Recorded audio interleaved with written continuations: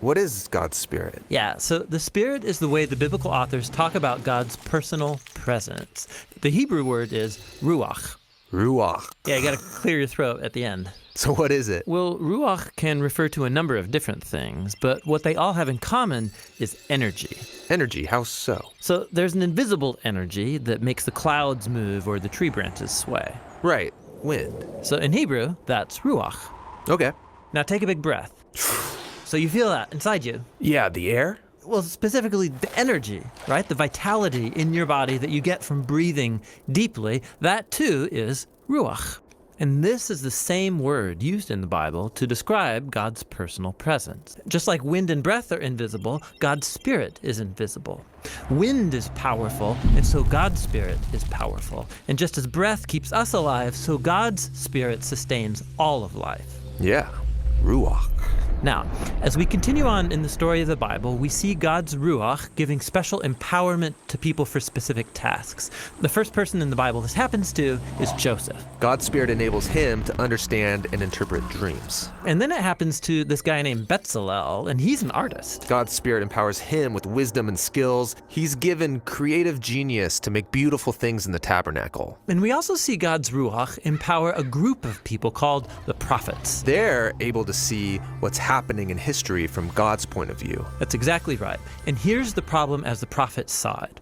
While God's Ruach had created a really good world, humans have given in to evil. They've unleashed chaos into it through their injustice. A new type of disorder. Yes, and the prophet said the Spirit would come, just like in Genesis 1, but now to transform the human heart, to empower people to truly love God and others. How will this new act of God's Spirit happen? Well, centuries pass, and we are introduced to Jesus.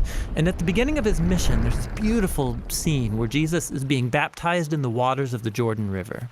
Yeah, the sky opens up and God's Spirit comes and rests on him like a bird. This story is saying that God's Spirit is empowering Jesus to begin the new creation.